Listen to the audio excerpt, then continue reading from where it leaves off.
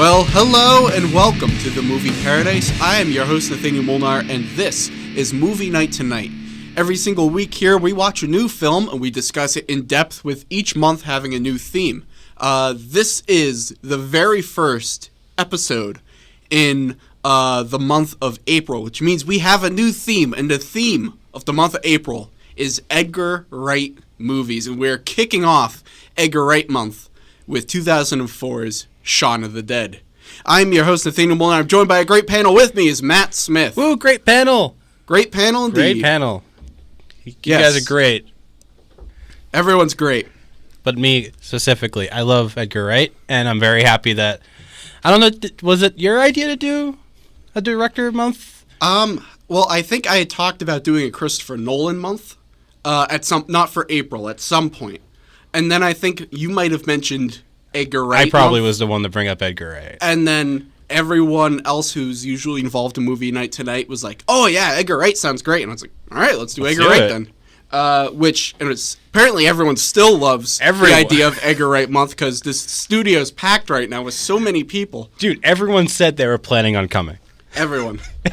And then they died and became zombies, and that's why. We don't say the Z word in the thing. The Z word? We don't say the Z word. What was that you just said? It's Z. Z. Oh, right. They're English or whatever. That's right. Okay, they don't know what a Z is. You say Z and they freak out. Yeah. Also, we don't even say that. We say what was it? Mobile deceased. Oh yeah, mobily deceased. But before we get into that, I should say that this is a spoiler discussion. We are talking about Shaun of the Dead as if you watched it with us. Because no one else did. we are talking about Shaun of the Dead as if you watched it with Matt and I last night. Kicking off our spoiler discussion, Matt, what are your first impressions, and how many times roughly have you seen Shaun of the Dead? Oh no, that's a question.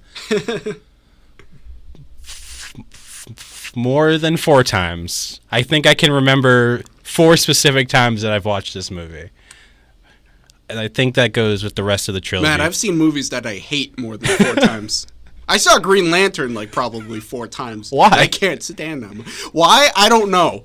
I was 13 and I liked superheroes and Green Lantern. Did you even know what kind of movies you liked when you were 13?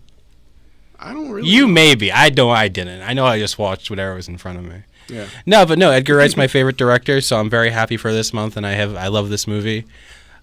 Edgar Wright's sort of style, and he's my favorite director because I feel like of all the directors I've seen, he makes use of just like what makes film so special, especially the visible aspect of it that you have total control over. I feel like he makes the most use of it in a way that it's incredibly prominent. Like, you don't miss it. It's not like, slick tricks that you just think are cool. Like, no, he's very upfront about it in every movie that he makes. So I feel like, and Shaun of the Dead just has some of the best visual comedy, I think, of his movies. Yeah. Especially the trilogy. Yeah. Before we really get into the discussion, I'd like to preface this whole month. So this is very different kind of month for Movie Night Tonight than we've done in the past. Usually we do genres of films or kind of types of films. This is the first month that we are doing that is following the filmography of a singular director. And so I think when we are watching these movies and when we have our discussion, not only are we just talking about each individual film, but we're also talking about what stylistically does that director, what does that filmmaker do with their films, and also in turn, how does that style, how does that sensibilities towards film, how does that grow and evolve and change with each film that we see and over the years. With Edgar Wright, we're starting off with Shaun of the Dead in 2004, and spoiler alert, we're concluding with Baby Driver in 2017, so we have this long stretch of time that Edgar Wright was developing and growing as a filmmaker. And so I think while we discuss, it'll be interesting to kind of look at Edgar Wright as a filmmaker and exactly what does he do. And you're starting to touch up on this, which is why I wanted to start with this. what does he do as a filmmaker, and how does he grow over the course of his filmography. So that's definitely something this whole month that we'll be looking at. And I think a big reason why Edgar Wright is your favorite director, I think he's an editor's filmmaker. Oh, totally. He's an editor's director. He kind of, more so than really any other director, he really puts his emphasis and relies a lot on editing. Much of Shaun of the Dead, and I'm sure we'll get into specifics as we start talking about the film, much of the comedy of Shaun of the Dead and a lot of these beats rely on this quick editing. Yeah. And especially once we get into Baby Driver. Baby Driver only works because of that. Yeah, editing. Dude, I can't wait. Like, the stories of the editors, I can't remember their name, the two of them, and I did a report on one of them because they also edited Scott Pilgrim. Yeah. But, like, the shots of the editors being on set of Baby Driver. Editing as they were filming and because of how necessary, like, you can't just film it and then, like, try to sync it up. Like, I mean, we'll talk about it when, a month from now. Yeah. But no, it's totally. And I think Edgar Wright movies are a big reason why I love editing, because it's just, you get to see it. Mm-hmm. I feel like if you want to see editing that, you try to, I think a lot of it is, you try to make it seem as real as possible. Yeah. But with stuff like Edgar Wright movies and the people and those who edit his movies, it's very prominent, and it's much of the comedy and the transitions. Edgar Wright's the transition guy. That's why I think they're really cool. But stuff like, I think one of my favorites is at the beginning of the movie when he gets the call and the hand just comes into frame. Yeah. You don't see the person. It's just perfectly from the left side of the frame. Here you go. And he takes it at the perfect timing. Yeah. There's so much perfect timing in this film. And real quick, before I do my first impressions, I have more of a personal question to ask you, because I'm curious. Yeah. Would you say, which came first? Did you love editing, and because you love editing, that's why you came to love Edgar Wright? Or did you come to love Edgar Wright, and through loving Edgar Wright movies, you came to appreciate and then love editing? Oh, no, totally. Edgar Wright came first. Edgar Wright came first? Yeah. I didn't know I wanted to focus on editing until, like, sometime last year. I'd always been interested in it, and I feel like it was the first part of filming that I was like, this is really cool. And I think it just, after that, I went back and watched Edgar Wright. I watch Edgar Wright movies whenever I feel like it, which is a lot. And I just sort of like, oh, this is probably where it came from. Yeah. So I think the realization of where it came from probably came after, but I've loved Edgar Wright movies way longer than, even before high school. Yeah. I was just curious to know which came first. But before we get into the discussion, my quick first impressions of the film. This is my second time seeing Shaun of the Dead, and I like this movie a lot. A lot. I was saying to you, aside from Baby Driver, which is like in my top 20 all-time favorite movies, Shaun of the Dead is probably my favorite Edgar Wright movie that I've seen. The comedy is perfect in this. And so, like, some of my favorite parts of the movie is just when Shaun has no idea there's a zombie apocalypse, and we're just following his character, just kind of like looking down. After seeing the exact same route the first day. Yeah, it's just, there's so much great comedy in this movie, just like situational comedy. Yeah. And what's great about this movie is that even from the title, it's kind of in its DNA a spoof film. Yeah. But it rises above being just a spoof film. It doesn't feel like it's reliant solely on other zombie movies, like Romero movies, like the original Dawn of the Dead or Night of the Living Dead. It doesn't rely on those films to be as a spoof film. While it is a spoof film, it rises up to be its own movie and have great characters and have great scenes and moments in of itself. Yeah, what's the other spoof zombie movie? I really like it. I can't think of it right now. I don't know off the top of my head. It's gonna drive me crazy. But no, totally. And like stuff where, like when the zombies are at the window and he tells Ed, "Hey, the zombie's still there." He walks over, opens the blind, looks, closes it, walks back. Yeah, It's like, that makes no sense. Why does that work? But that's something about comedy, where like comedy, I think, is like if you want to do something weird, make it funny. This movie's all about the comedic timing of it. And timing is a big thing that plays into editing, but the comedic timing of this movie is it's razor sharp and it's right on point. I think I said this when we were watching it last night. My favorite, probably like one-off joke of the movie is when they're standing in the yard and they're trying to go to the Winchester. And Simon Pegg says, "Okay, I'll check to see if the coast is clear." And he goes up this 3 steps on the slide and comes back down. And they say, "Oh, is the coast clear?" And he goes, No. But I can't even do it justice. The way that Simon Pegg says no, it is gold. It felt like he didn't want to say it. Yeah. Like, it felt like he was actually actual Simon Pegg was like trying to stop himself from saying. Yeah. It's like, no.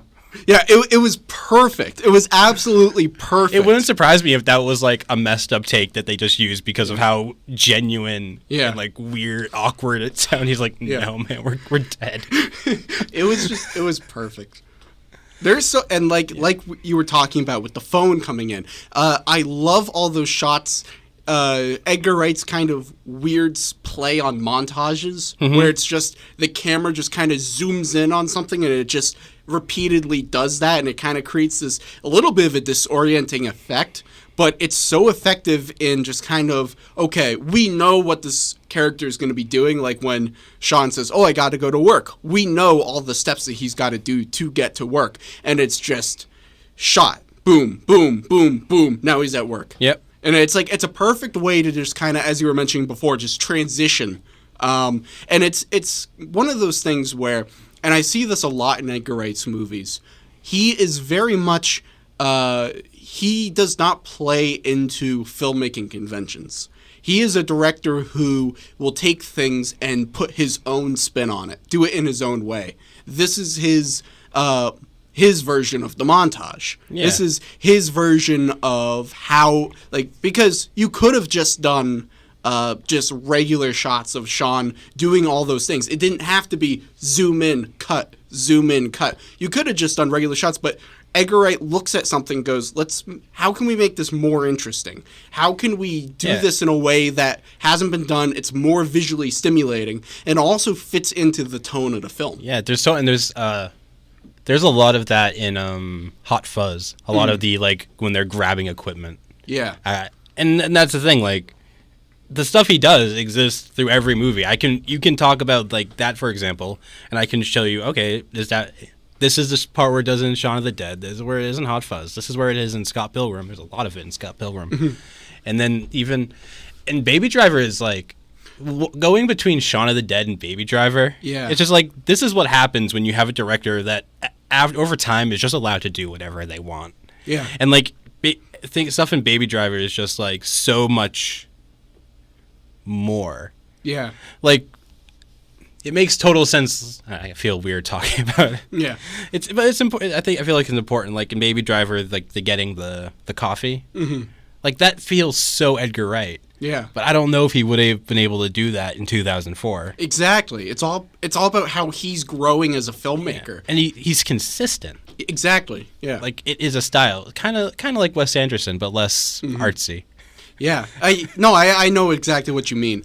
And not to get off too much on Baby Driver, but Baby Driver feels more like a mature Edgar Wright film. Yeah. And I'm not using mature in a negative way. What I mean more is Shaun of the Dead and a lot of his films are kind of flashy in a way, I guess. I don't know if that's the best term. But goofy in a way? They are a little bit goofy. They are goofy, but also in terms of his stylistic elements that he brings, the editing, the transitions, a lot of that is very surrealist.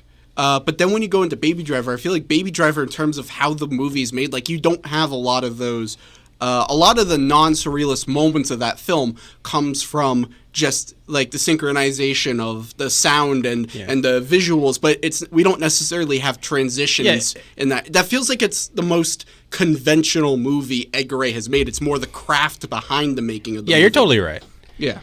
But it doesn't lose the feeling of Edgar Wright. Exactly. Like I feel like he's one of those directors up there with like Wes Anderson or Tarantino, where like you can show a movie that through just the movie you can probably tell who directed it just from the amount of stylistic choices that are in it. Yeah, I feel like even if I'd gone into seeing Baby Driver, I'd be like, oh, that's very Edgar Wright, and then I'd be like, directed by Edgar Wright.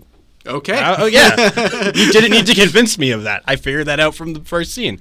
But should we bring it back to Shaun of the Dead? I like Shaun of the Dead's a good movie. Shaun of the Dead is a good movie. I love the amount of callbacks there are to like previous jokes. Like you got red on you. Yeah. First it's pen ink, and then it's just blood, and then they keep saying it. I was trying to think of another one. But stuff like that. Well, there's a lot of setup and payoff in the film. Like the roommate tells Ed, stop leaving the door open. You keep leaving the door open. And then how do the zombies get into the house? Because the door is open because Ed left it open. One point, I think the roommate says to Shaun, if Ed can't like do his fair share or whatever, then he can just live in the shed. Where does Ed end up living in the movie? At the end, he's living in the shed. So there's a lot of setup and payoff throughout the movie. And I think that's one of those things that makes it a deeper movie and makes it, like when you go back and you watch it and you see, and you see all those tiny little things. That's one of the things I love about Baby Driver is that the more times you go back and you watch that movie, you pick up more and more and more. And I think that's the sign of a very skillful filmmaker and a very purposeful director. Yeah, I'm saying there was, even just watching it this time, I never realized that one of the shots of the people that are getting eaten is one of the guys that when he's like talking about like all the characters' backstories, like the ones that are in the Winchester, like he's like making up like secret, like really cool backstories. The guy with the boots, like there's just a shot of those like same boots on the guy getting eaten. I never noticed that was that guy. Yeah. And I was like, wow, how many times have I seen this movie? I'm just seeing that now.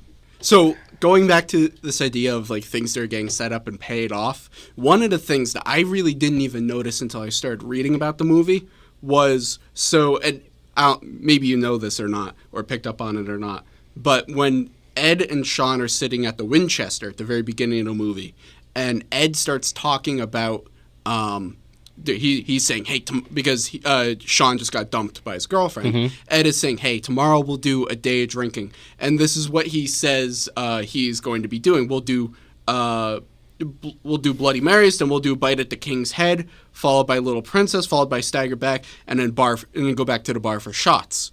But all those drinking references reference what happens later in the film.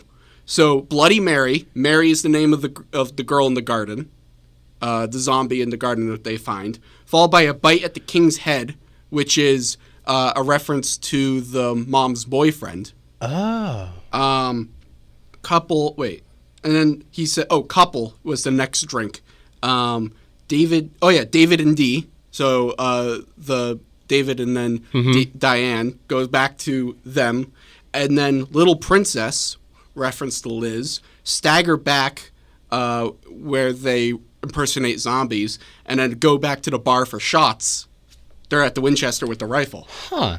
So, see, that's what I love about nothing is there randomly. A scene like that, and any other director could have just said, we'll just random drink things, and it has nothing to do with the movie. But someone like Edgar Wright takes an opportunity like that to, just for a kind of throwaway line, set up the entire movie in code. Like, he just got told the entire movie. Exactly. That's what I love about Edgar Wright. Nothing is coincidence. Nothing is just there without purpose.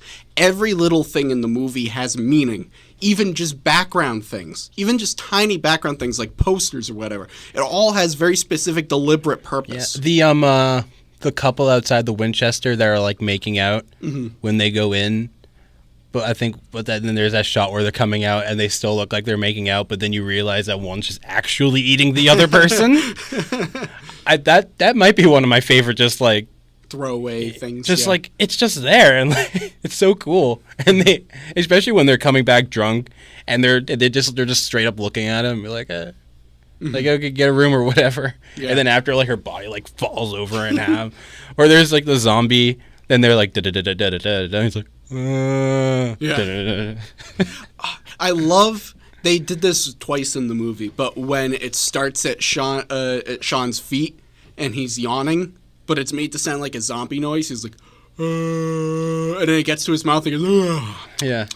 And I love the setup of that in the beginning, and then it works again at the end. Oh yeah, you're right. Because you're like, wait, is he a zombie? And then it gets back to him, and it's the same gag. That I like that. Like this is a very kind of on the nose movie. Like it's self-aware. It knows exactly what it is, and that kind of plays into the spoof element of the movie. But it knows exactly what it is, and Edgar Wright is constantly playing with you as the audience. Yeah, I love movies that are self-aware, like movies that recognize that they are movies. Yeah. Whether that comes from a place of comedy or it's like they realize it's a movie, so they just take advantage of the fact that it's fake, and then they can do whatever they want with it. Mm-hmm. So I don't know. I've always loved that approach to filmmaking, and that's like it. Why would Baby be running around? Like, I mean, Baby's character, it makes total sense for him to be walking around like pretending to play trumpet or whatnot. Mm-hmm. But like, who would do that in real life? Who goes or who's that? Yeah, I've done air drums listening to Black Sabbath. But are you like? Are you like walking down the Conlin like waving your arms around? I can neither confirm nor deny. I need someone. I think one of my favorite gags in the movie is when Shaun is flipping through the TV channels. Oh, and the words just say exactly what's going on. It's so well done. It is so perfect. It's just. I forget what it says, but when it cuts to like the nature channel with like the deer or whatever getting eaten, yeah, and it's like eaten alive.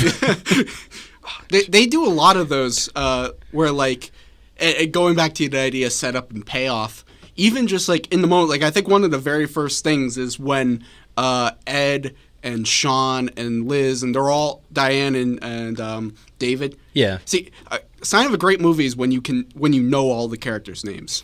That's always a litmus test I give a movie is, do I know any of the characters' names when I leave the movie? Or do I just like think, oh yeah, Brad Pitt and You're right. Because if you care about the characters, you'll know their names. But when they're all at the bar at the very beginning and Liz is saying to Shaun, I really want to get my own place. We really need to get our own place. I just want to. And then in the background, Ed is playing the game and messes something up and says the F word. And it's like, I didn't notice it the first time, but then I noticed this time. And it's so perfectly, like, just timed. Yeah. It's perfect. Or when he's after he got broken up with and the jukebox is playing like a really sad song, and it's like, who put this on? It's like, it's on random. It's on random. And then when Don't Stop Me Now, yeah, it comes on, it's like, it's on random. Yep. And they're hitting him to the beat. Yeah. See, foreshadowing Baby Driver. Yeah. Of course. He was like, oh, wait, what's this? Rhythm? Yeah. Ooh. Wow. Songs synced up to visuals. Someone write that down. Yeah.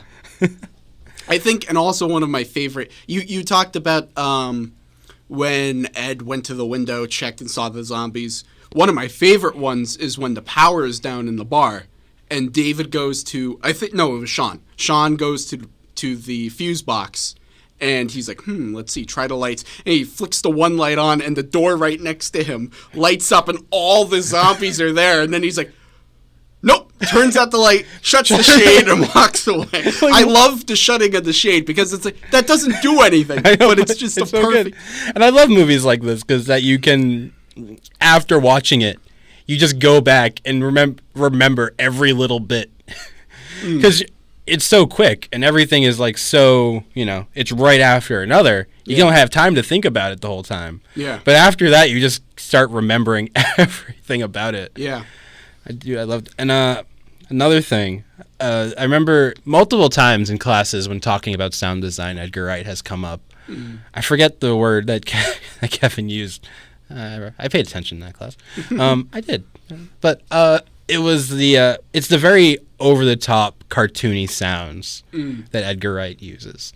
And I noticed a lot in Hot Fuzz, but I didn't notice it a lot. I noticed a couple of moments. There's a lot of that sound effect sounds there's a lot of like when it's throwing, it's like whew, yeah, like very comedic, very cartoon. Yeah, like all the sounds are like that, and I just like it, and it just fits. Yeah, it works. Like, it goes back to the idea that I was saying that this is essentially a spoof movie. Yeah. You can get away with those sorts of things because anything that is heightened or stylized, it's all playing on the idea of making fun of a genre, playfully making fun and lovingly making fun of a genre. George Romero, who directed Dawn of the Dead and Night of the Living Dead, they had a special screening for him for this movie, and he absolutely loved it. He thought it was fantastic, and that's great because I mean, when you make spoof movies, there's always a chance that you can make a spoof movie that is just making fun. Yeah. As opposed to lovingly making fun or something along those lines. And so for hearing that George Romero saw this and wasn't like, what are you doing? You're making fun of my art? He just saw it and he's like, this is awesome. I love it. I feel like if you can accept like people like when someone can make fun of something and I bet you did and you see the humor in it. Yeah. I feel like that's like a really good relationship to have like with your own stuff. Like if you can't handle like people like making jokes about your own stuff, are you really that like? But like I love that like you can like, you know, even Shaun of the Dead. Yeah. Just like, the title alone. It's just a pun. Like play on words of his name and it's like it's great. I think the original title was Tea Time of the Dead, which isn't as good. It would have been all right, but it doesn't have. Shaun of the Dead just has such a great sound to it. It's great. It's just a simple, like you said, it's just a simple play on words. It's just a simple gag, but it works. It just works so well. I know. Talking about the end of the movie, this was something that we were talking about for a while after, and I don't know if we should necessarily replicate our conversation that we had, but for the good of the movie Paradise, let's not. But I just thought it was ridiculous, but I loved it because it made sense with how ridiculous the whole movie is. And not only that, it comes so. Not only does it come so suddenly, so out of the blue, it comes after like really like the only like really emotional part of the movie, where they're getting ready to kill themselves until they find like the thing to go up. Like, how do you go from talking about how are you going to do your suicide so you don't get so the zombies don't come get you? Ed's dead basically. Yeah, he's dying over there. He's like, you can eat me. He's like, I don't mind being eaten. And then as they're talking about it, he's like, oh, actually, I'd like to be shot while they're talking about it. Like, same. But after that whole thing, they very dramatically raise up from the ground. Zombies everywhere. He's holding the axe. And then out of nowhere, the military comes out of nowhere. It was so perfectly staged because as soon as the military showed up, my first thought was, oh, is Shaun now going to become like part of the resistance or something against these zombies? Like, my first thought is like, oh, the military are they like going to like recruit Shaun now to like be part of the resistance to fight the zombies? And then just immediate cut to, nope, the zombies are now part of our society, and there's like game shows making fun of them. There's that one lady that's like, I know he's dead, but he's my husband. Yeah, and he's like, do you sleep with him? It's perfect. It's so perfect because it's just like, I don't know. This is just that to me. When I look at this movie, I'm like, that is the only way you end this movie. And then Edgar Wright just has so much fun. You could tell with just like all the different scenarios, like in this world that he created, that with the tone and everything of Shaun of the Dead. What happens in that world, in that version of our world, when zombies the mobily deceased Nathanael become Sorry, I'm still learning. Becomes integrated into our society. And then just kind of like all the weird, wacky things that would happen playing around with that concept. It's the perfect way to end the movie. And like, how do zombie movies normally end? Like, either the cure is found, but I don't think you typically see the cure being distributed. It's either cured, contained, or everyone's dead. Or it's just like, or just people just keep on going. Yeah. I remember it's called Zombieland. Oh, That's okay. I really, because I love these two movies for the same reason. I'm not a huge on like zombie movies or like zombies in general. Like World War Z was okay. That's like really the only one I've seen. But I love these two specifically because they're zombie movies that make fun of zombie movies. And like even that one just ends with, I think that this isn't a Zombieland spoiler discussion, so I'm not going to spoil it. All right. But like I love them for the same reasons, but it doesn't end with them being put back into society. I'll tell you. By that the way, much. Zombieland 2 comes out this year. Does it really? It's either this year or next year. Wow. They finally got that one going. They've been trying to get that done for like 10 years, but now they're doing it. Dude, I love that movie. Yeah. Can't wait. I didn't know that was a thing. Actually, I didn't know that. All the cast is back. Really? Woody Harrelson, Emma Stone, Jesse Eisenberg, everyone. Wow. Same director and everything. Wow, they got Zuckerberg. They got Zuckerberg. No, Lex Luthor. What's the difference? Really? Nothing. An Oscar nomination for one and a Razzie nomination for the other. True story. Nice. And I think the perfect way to end this movie, aside from that whole sequence, is that shot of Shaun going out to the shed, sitting down and playing. I love how he reaches over to grab the controller and then Ed tries to bite his arm. It's like, dude, hey, come on. dude, we talked about that. And then they're just playing video And that games. itself is a callback to after he gets off from work that one time when he's like player 2 has entered. Yeah, that whole gag was great. And then when they're shooting the gun in the Winchester and he's like calling out the way he called out. Yeah. Dude. This is such a smart movie. I just love being able to just remember things. And I have it with I have it with Hot Fuzz. I definitely have it with Scott Pilgrim. And then how many times have we just, especially last year, do you remember how many times we would just be randomly sitting in the common room and then we would just like watch random scenes from Baby Driver? Like, oh, and then that, and then that, and, be like, oh, that's that. And It would start where we just want to listen to Bell Bottoms. and then we'd be like, well, now we have to watch the coffee one now. Yeah. We just started like going on rotation watching all these scenes. We probably should have just watched the movie a few more times. There was a few points where we'd probably watched a good 30 to 40 minutes of the movie, just individual scees. When we could have just watched the movie. We could have just watched the movie. But no. And like, I don't know. Also, I just want to point out, it was kind of nice watching like a nice, relaxing, funny movie after watching. Oh yeah, after watching just I mean, there wasn't like no emotionally taxing part of this movie. I could just watch it and enjoy it. It wasn't Hacksaw Ridge. I will say, I mean, I'm trying to imagine what it'd be like to do a Full Metal Jacket and a Shaun of the Dead double feature back to back. That'd be a very interesting double feature. Well, which one do you do first?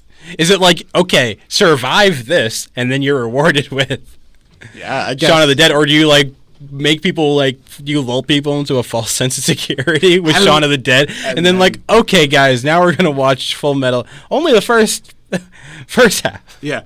No, you watch the first half of Full Metal Jacket. Then you watch Shaun of the Dead. And then watch the rest of Full Metal Jacket. And then you watch the rest of Full Metal Jacket because you don't even need to remember the first part of Full Metal Jacket. Perfect. There was another point I was trying to make. What would happen if Edgar Wright directed Full Metal Jacket? That's the movie I want to see. That would be something. That would be something. Dude, Edgar Wright directs your favorite movies. Yeah. There needs to be... there needs... That'd be a cool like web series where it's like Edgar Wright just takes popular movies and talks about how he would have done it as a movie. There's a lot of... All right, Schindler's List. So... Bell Bottoms. We open with Bell Bottoms. Now, there have been a lot of like TV shows or like cartoons that have like mimic directors. I know there's one Simpsons episode that's like it's like the same episode that's like done through multiple directors. Like one is not Edgar Wright. One is Wes Anderson. I think one is Tarantino. And it's just like, I love these directors that you can just so perfectly, you can very easily see what their style is, and then you can just parody it with almost anything. Yeah. I mean, Wes Anderson's easy. All you gotta do is just take the shots and just move them a little bit. Just put them on that middle thirds line, you know? Yep. But everything has to be perfectly centered. Perfectly. And you're not allowed to have real sounding... Perfectly balanced as all things should be. And you're not allowed to have real sounding dialogue. Everyone needs to sound incredibly awkward. But, no, I love directors like that. Yeah. I love when I can... And Edgar Wright just happens to be my favorite one. Like Wes Anderson too, but Wes Anderson's kind of artsy. Yeah. You were saying before that there really aren't that many, like, emotionally taxing scenes.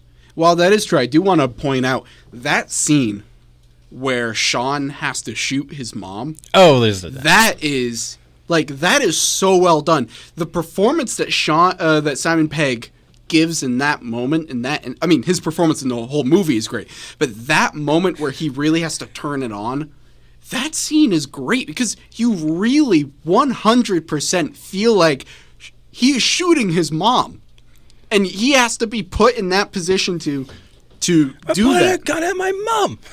It's so well done, and it's amazing to me that sort of tonal shift from the whole movie being just kind of like a goofy spoof comedy with some action and some horror a little bit, but mostly comedy, and then to just turn into this really emotional scene of him having to shoot his mom and it works. And the reason why that tone change works is because this whole movie, you care about Shaun as a character. You care about all their characters. And so when it comes to that point where Shaun has to shoot his mom, you feel that. Yeah. You can feel that. And I feel like in a lot of not just spoof comedies, but just comedies in general, the characters are kind of just there as a way to kind of shepherd you, the audience, through the jokes.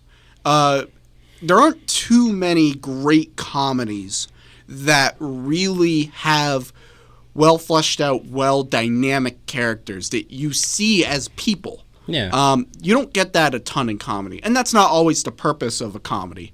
So that's not always like the fault of the movie. But in the case of this film, especially Shaun and especially Ed, but I'd say it's true of all the characters, they're all fleshed out, well-developed characters, and also you can see them as people. These feel like real people. And so when you get to that moment, after having all this comedy and having this very light tone throughout the whole movie, and you get to that moment where he has to shoot his mom, and you have that tonal change, and you have this really heartbreaking performance from Simon Pegg, it works because they're characters and they're people. Yeah. Especially because in that scene they don't stop being witty comedy. Like there's the part where he breaks the bottle, points it at David, and then Ed does the same thing, and then Diane, she's like, well, this doesn't seem very fair. So someone hands her a broken bottle. I think it might be Ed hands her a broken bottle so that she can point it at Shaun. Yeah. And it just no one addresses it. It's just there. Yeah. Yeah. And it's like it will just go right over your head. It's like, oh, this doesn't seem very fair. Yeah. Like, who would say that? Doesn't make any sense. Here, but it works. And I think that's why it works, because if it didn't do something like that, even in like right in the middle, it would just feel like a weird lull, like a weird sink in the movie. And then how you build... I like comedies that can do that, but also just movies in general that know how to shift between tones without stopping the movie. You don't have to without it feeling abrupt. Yeah, you don't have to... You can like... You don't need to like get the audience back into it. Like it's there. It just it's like seamless. Yeah. So I think especially like between like action movies with comedy. I think that's a big thing for me. Like especially Marvel movies. I think Marvel movies, when you talk about comedy, there's a lot of it can be kind of hit or miss on whether or not the comedy takes away or adds to it, and that's kind of where I realized this tonal thing, like how well did they do it. And I feel like when I watch Shaun of the Dead, I don't feel like stopped at all. Yeah. So that's kind of where I like that from. It's not a long movie. It's only like an hour and a half. I know. It felt so weird because the movies we've been watching are like... Yeah, after like Saving Private Ryan and Apocalypse Now and all these really long, like 3-hour epic war movies. And then Full Metal Jacket, the first hour of Full Metal Jacket felt like a 2.5-hour movie. It was the first time I've watched it. Full Metal Jacket's only like 2 hours. I know, it feels so much longer. It feels a lot longer. I feel like I watched 2 movies. We talked about that last time. Yeah. But it was so weird. Like I was like, it's over?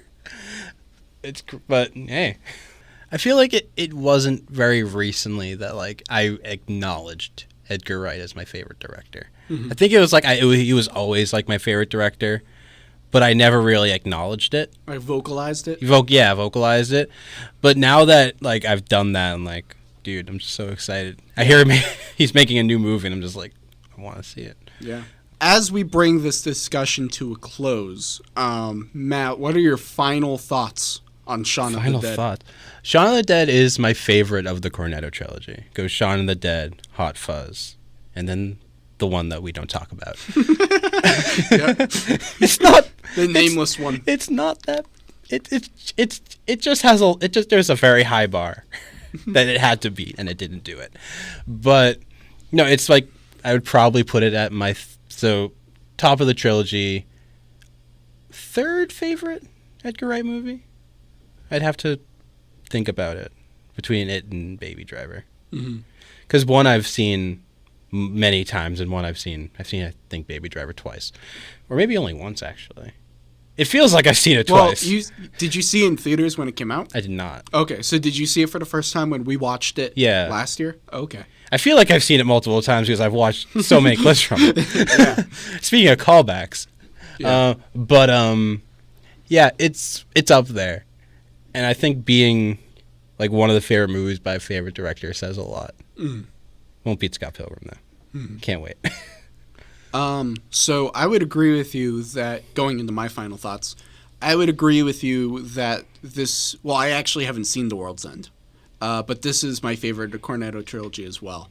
I honestly, like, for a long time, I thought, until I looked up the release dates, I always thought that the order of the Cornetto trilogy was Shaun of the Dead, The World's End, and then Hot Fuzz. I didn't realize World's End came out a lot later than the other two. Yeah, it's weird. Like 2013?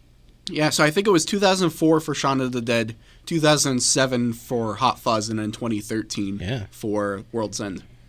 Kind of went under the radar. Yeah, it's interesting. And he did Scott Pilgrim, obviously, in between. So Shaun of the Dead's my favorite of the Cornetto trilogy. It's probably my second favorite Edgar Wright movie that I've seen. And I really like this movie so much. I think it works so well, as we've been talking about. It works so well as a spoof comedy. The comedy is razor sharp. The comedic timing is perfect. Edgar Wright has such a lockdown on not just comedy in general, but his style of comedy and how he can infuse that comedy into the making of the film. And I just love how so much of the comedy is relying on the actual filmmaking, not just characters saying jokes and punchlines. No one's saying jokes. Yeah. They're just everyone who said you got red on you, it's just like the fact that they could have said that any combination of words. But the fact that they had everyone say you got red on you. Yeah. And then also like the montages or the having one character say one word or one line and then someone finishes it off to say something else, or the flipping through the channels, or the beating the zombie to the beat of Don't Stop Me Now. Like any of these, it's not characters saying a joke. It's more than that. And I think because it's more than that, the movie because it's more than that, the movie feels like it's more than just a spoof comedy. It's elevated beyond that. And I think this is such a smart movie. I think it's so well crafted. I love that everything in this movie is not there by chance. Everything is purposefully made and put in this film and has a deliberate purpose. And it's great that this movie exists. It's fun. Like, the thing about movies is, like, you can have, like, the most, like, heart-wrenching emotional story, and it could be like the most well-crafted piece of cinema to ever exist. But I think personally, I'll always just go with the movie that just makes me laugh, or it's just fun. And it's just like don't get me wrong, all those other movies are great, and they're definitely they definitely have their time and place. But movies that I can just decide randomly I'm going to watch, just because I feel like it, like pop on any time. I love those movies. Yeah. One time I was taking a train home, and I was like, oh, I'm just going to watch Scott Pilgrim. Because I had the DVD in my bag. I'm like, I didn't plan on this. But I got 2 hours to kill. So, really fun movies, really movies that you can get into in a very casual sort of way. I just love the feeling of finishing one of those movies, which is most of Edgar Wright's movies. See, comedy typically has the capacity to be a disposable form of filmmaking. Yeah. In terms that you can just comedy is just something you put on. You don't really think about it too much. You get a few laughs out of it. It's and peak entertainment of the entertainment industry. Yeah, it's just pure entertainment. Yeah. It doesn't... And so to see a comedy... And there's a lot of great comedies that are elevated beyond just being comedies, but this is one of them where it's a comedy, but it's not just a comedy. There's a lot of thought put into it. There's a lot of care put into it, a lot of craft put into it. And I feel like those are the comedies that resonate more with me. Filmmakers who take comedy and decide to do more. Same with horror, where you can have very disposable horror movies that just give you a scare, a little bit of adrenaline. It's very jump scare, gore heavy, just sort of, we're just going to throw it on screen. Yeah, but it's the horror movies that take it to the next level. And same with action. Any of these kind of genre movies, comedy, action, horror, they all kind of have they all have the ability, capacity, and maybe they kind of lend themselves more to being disposable, just kind of being one-offs, just kind of you're able to make those movies and just kind of just make them. But the sign of a great action movie, the sign of a great horror movie, the sign of a great comedy is when you're able to utilize those genre elements, but also just make a really great movie utilizing those genre elements. Especially where it's coming from people like us who are studying film and really are in the industry, or want to become in the industry. Fingers crossed. Where we watch a lot of movies. So after a while, all of those sort of disposable kind of just action movie for the sake of action, it gets real saturated. If you don't watch a lot of movies, those movies are great. Yeah. Like, you want to watch an action movie to get excited, you can watch any action movie and you'll probably get excited. But after a while, if you watch a lot of them, it does start to get old. So when you can see something that has that, but there's also just that level of craft in it that we notice and that other people notice that we can appreciate, it makes it so much more... You feel like you get so much more out of it at the end. Exactly. See, that's something that's a great way to put it. That's how I feel about Shaun of the Dead. I watch Shaun of the Dead and I laugh and I get excited, and there's a little bits of horror and a little bits of action, and I enjoy it and I'm entertained. And I felt like by the end of it, it wasn't just a one-off experience. It wasn't just the hour and a half that I was watching the movie. I got something more out of it and something that stayed with me after the movie ended. So I think that's a great pin on our discussion of Shaun of the Dead. The next movie, next week, we are talking about the next film in the Cornetto trilogy. We are talking about 2007's Hot Fuzz. Dude, Hot Fuzz is great. Hot Fuzz is going to be an interesting discussion. I'm excited.